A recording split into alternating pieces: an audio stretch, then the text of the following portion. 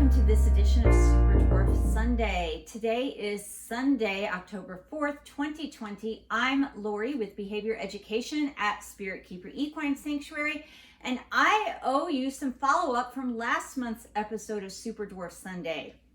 In last month's episode of Super Dwarf Sunday, we talked a little bit about how much TC was moving, and since then, I've got two items of follow-up to tell you about. One is I was able to contact the PhD candidate from Cardiff University who is studying reticulated pythons in the wild.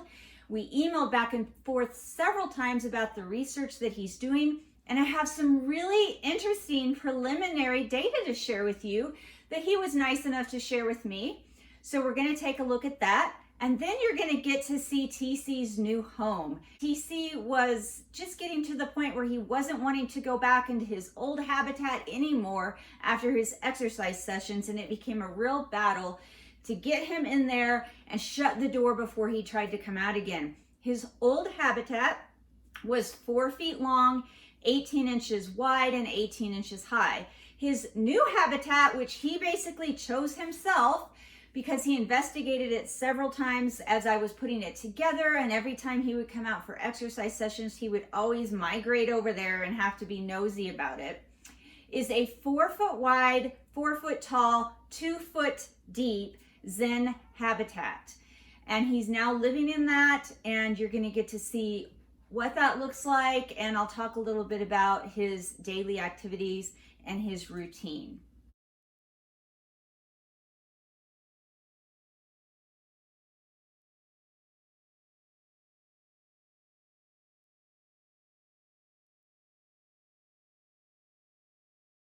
We're going to start out with a short presentation about the preliminary and unofficial data that PhD candidate Richard Berger sent me regarding the work he's doing with reticulated pythons in the wild over in Malaysia.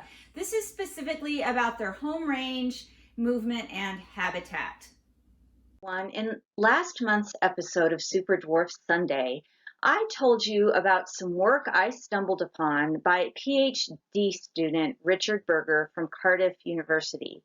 He's studying reticulated pythons in situ over in Malaysia, and I reached out to him via email to see if he could enlighten me a little bit about the movement patterns, territory, home range of reticulated pythons in the wild. Because in last month's episode, we talked about movement and how much TC was starting to move, how he was starting to leave his enclosure more and more, and not only move around his own room, but go into the room next door and explore different areas. So Richard got back to me. I was really thrilled, and we had some informal email communication about some preliminary data that he has. Now, understand that this is not published work. This was informal communication, so it's nothing set in stone, but I thought it was well worth sharing with you. And I also wanted to let you know that I did follow up, and I did as much research as I could to try to find out how much retics are moving around in the wild. I corresponded with Richard back and forth informally through email, and I got some really interesting information from him. Now, understand that he is still in the middle of his research. Nothing is published yet, but he was so nice to share some preliminary data with me, and I wanted to make sure and follow up with you all, since I said in the last Super Dwarf Sunday that I would see if I could contact him and get any more information. And here's what he shared with me. The typical home range for a reticulated python, he thinks, is between 10 and 50 hectares. That is between 24.7 and 123.6 acres. He said it likely takes several months for one snake to travel a lap around their home range, and that the patterns of movement are going to vary depending on what habitat the individual snakes are living in. As far as movement on a nightly basis or movement at one time, and remember this movement is within their home range, because he did share with me that once a snake gets its home range worked out, they tend to not leave it. They'll stay in that same home territory for years and years. But when they decide to relocate, and he feels that they sit for a while in one area and then they move, and sit for a while in one area and then they move within their home range, that they relocate anywhere from 50 to 500 meters at one time. That's 164 to 1,640 feet at once when they move around, and they're most active at night. Some other very interesting things that he shared with me are that their location choices seem to be associated with water. They can be found around riverbanks at night. They spend a fair amount of time in trees. They tend to be around dense, swampy areas, found inside logs or burrows, anywhere around dense vegetation, and that they all have their favorite hangout spots that they regularly return to. So remember that this data varies between individuals, and he said that they all have their own preferences. Here are some things that I thought about when I read his emails, and I think it's something for you all to think about too. Mr. Berger said it took months for retics to make one lap around their entire home range. So thinking about that, if we look at just the minimum home range that he indicated he thinks they have, which is 10 hectares or about 24 acres, if it took them a whole year to move around that entire home range, that's 2 acres a month or half an acre a week. And let's say it took them 6 months to move around their entire home range. That's 4 acres a month or an acre a week. And I thought to myself, how many reticulated pythons under captive management have the opportunity to move anywhere from 1/2 to 1 acre in a week? I don't think very many. If we consider the minimum distance they move at once to relocate from their favorite hangout spots or between their hunting areas as 50 meters, and remember he said it could be up to 500 meters at once, but let's just take the minimum and say they move 50 meters when they decide to move in a night. That's 164 feet, and that's equivalent to 41 4-foot enclosures or 27 6-foot enclosures lined up end to end. The linear distance around the perimeter of 3.5 12-foot by 12-foot box stalls for a horse or 12 by 12-foot rooms in your home is what they may move when they decide to relocate in one night or at one time. And that is the minimum amount of distance that he believes that they use to relocate. These were some thoughts that he gave me in an email. Richard does not keep snakes in captivity, and he made it fairly clear that he wasn't really a fan of keeping snakes in captivity because we can't properly give them the things that they need under captive management, and that in general, he doesn't like what he sees in the pet trade when it comes to how snakes are treated and kept. But these were his thoughts on if you were going to keep a reticulated python under captive management, that would be optimal to give them the best life possible. He said an area to swim and bathe in, several different hiding spaces, having choices. He said having choices is good, and the more choices they have, the better. Room to roam with lots of clutter and not too much open space. So he felt like they needed space to roam in, but that space needed to be filled up with things. And then something to climb on. And he said if you were able to recreate something like their natural conditions under human care, that you probably would seldom see them during the day, and that they would be very, very active at night. Something I found really interesting to read in Richard's emails was that from his perspective of studying reticulated pythons in the wild, he didn't feel that they moved around that much. He thought that they sat for a while and then moved a little bit and then sat for a while and moved a little bit. And he didn't feel like the movement patterns and home range for the reticulated python was very large. However, he stated that it was anywhere up to 124 acres or 50 hectares. Well, that's so interesting. And I understand that in all of the wild, if you look at the whole planet and you're thinking globally and you look at a wild environment and being out there in the wild habitats, that 10 to 50 hectares or up to 124 acres is nothing, But when we talk about that space for animals under captive management, I feel like that's huge. That's a lot of space. And that's space that, unless you had a wildlife park, a snaketuary, which is something that I think would be so cool to have, or maybe some zoological settings, I don't know how we could give a reticulated python up to 124 acres of space to have as a home range under captive management. But Richard thought that that wasn't a very large space in the wild. And when he told me that they might move 50 meters a night, sometimes over 100 meters or up to 500 meters in a night, which, as I stated in a previous slide, was several feet, was up to 124-ish feet. That's a lot in a night, but it's nothing in the wild. So if you're looking at the huge expanse of the wild, sure, maybe if you move 50 meters in a night, that's nothing. But if you're moving 50 meters in a night under captive management, that's a lot of space. And as I said before, it would be equivalent to 3.5 rooms of your house if those rooms were about 12 by 12 feet. Or if you picture a typical box stall that you see horses in sometimes, that's usually 12 by 12. And if you picture 3.5 of those, that's how much that the retics may move in a night, or that they would move at those times when they choose to relocate somewhere else. And I totally get that in the wild and the whole expanse of the wilderness or the jungle, that that's not very far, but it's certainly far if we're keeping them in our home or in a zoological institution. And I'm not sure how many of us are able to give them that. And that's why if TC wants out of his enclosure and I'm able to do it, I let him out. And I don't restrict his movements. I watch him, I supervise him, but as long as he is safe and he's not harming any other animals in the home and he's not hurting himself, I let him roam around as much as he wants until he picks a spot to sit in.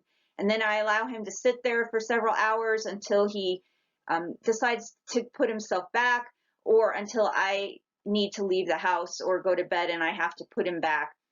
And I really try to do that with all of my snakes. If they're asking to come out of their enclosure and I'm able to do it, I let them out, because they're not getting to move up to 124, 126 feet in a night inside of their 4-foot or 6-foot or 8-foot enclosures.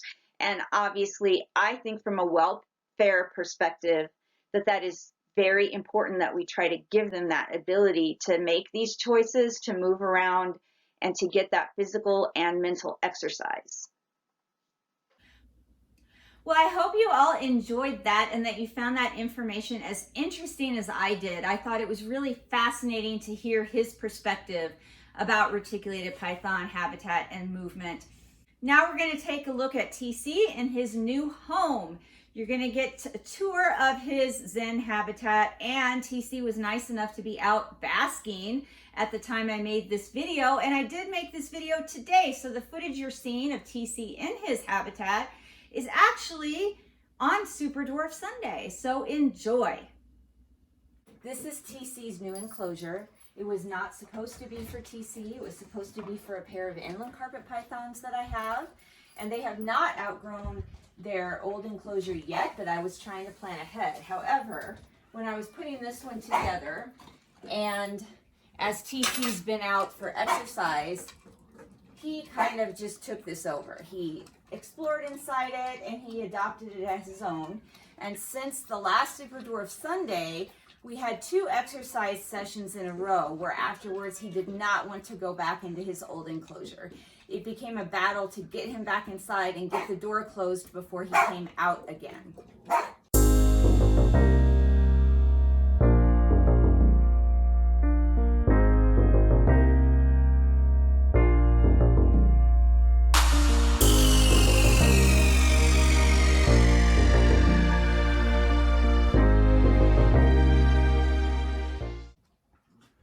So if you come up here, I'll show you TC's new enclosure, and I will show you the different amenities he has in it. If we start at the top, he has a 3/4 inch PVC perch going from one side to the other, and this is a 4-foot wide, 4-foot tall, 2-foot deep enclosure. Then he has a lizard net here hanging from the ceiling. He has one of these moss poles that he likes to climb up. He has a humid hide here, and he also has one on the bottom, but this is the one he's been using. This is his favorite humid hide. He spends time in here daily. Usually I put the holes on the top, but this particular one is really deep, so the hole is on the side and at the top, and he's using it every day. He has a couple of branch and foliage covered perches here in the corner. And then he has this cat stand that's got 3 levels, and it also has some rope poles around it for him to rub on when he sheds and for climbing. Down here on the very bottom, he has his old humid hide, and then he has a black hide back here that he was using in his old enclosure. He's got some more branches from outside. Now let's go over to the other side of his enclosure. And that's where we will find him generally this time of day, out basking under his heat lamps and his UVB, UVA, and full spectrum lighting. So I have him set up with the works here as far as lighting, and I was curious to see how much he would use it. So he has infrared A and B, he has UV A and B, he has a full spectrum LED light called a Jungle Dawn from Arcadia, and then he has a T5 UVB bar. And then for nighttime, all of this gets shut off, and back here, he has a ceramic heat emitter, and that emits infrared C, and that is the heat that snakes would be getting at night after the sun has warm surfaces on the earth, things like rocks, and those rocks heat up, and at night, that's the only heat that the animals are able to seek out, and so that's infrared C. So he has the whole range, and he is using it. He spends a lot of the day in his humid hide, but then he always comes out midday to early afternoon, and he basks over here in this area where the heat and light is, sometimes completely on the shelf under the light, and sometimes back there under his infrared C. And then at night, when all this is off, he's very active, and he does a lot of climbing and swimming like usual, but then at some point during the night, he does come under his infrared C source for some heat before returning to his humid hide. So if going from top to bottom on this side, of course, this is the same PVC perch that comes from the other side. He's got a second one down here that's 4 feet long. And then he's got some shorter ones that on a diagonal direction in the corner. He's got another 4-foot PVC perch across the front, but this one is 1 inch in diameter. So he has some variability as far as the size or the diameter of the PVC perches. He has another 1/4 inch diameter back here in the corner. And then down here, he's got some real branches from outside. He has his old water dish and his old swimming pool with some rocks in it. And as you could see, he has been using it. He does still do his swimming and things. But I have the swimming pool now set up in this tub that's got holes in the sides. And the swimming pool is a little bit elevated. And so he can actually also get inside this tub, and he can crawl around the bottom and out in one side and out the other. And inside this tub, I have some repti chips that I keep moist for him. And then he does have just another dome hide back here on the ground. But honestly, I never see him on the ground level anymore, except when he wants out. He does come to the door edges down here, and he swims. Otherwise, he is spending the majority of his time mid-level in the enclosure and higher. He hasn't wanted out as much since our last Super Dwarf Sunday a month ago, and I think that's a combination of he was in shed, so he has given me a beautiful, perfect shed since we last talked. And then also, he is still learning this enclosure. He's still getting used to it. It's still quite novel for him. And he is nowhere to the size where he would need a bigger one. And so this is really spacious for him.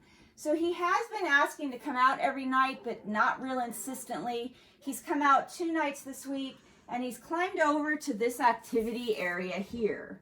And I watched him really closely because I really don't want him on the ground. But what he did after exploring this stuff is he actually climbed up to his favorite spot up here.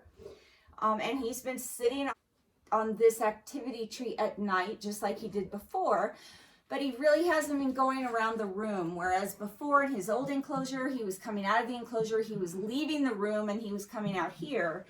Now, when he comes out, He's just staying right around this area, and then I put him back after a few hours. Lastly, I have some really exciting news to share with you about an upcoming YouTube event. I have been collaborating for the past several months with a group of other evidence-based reptile channels.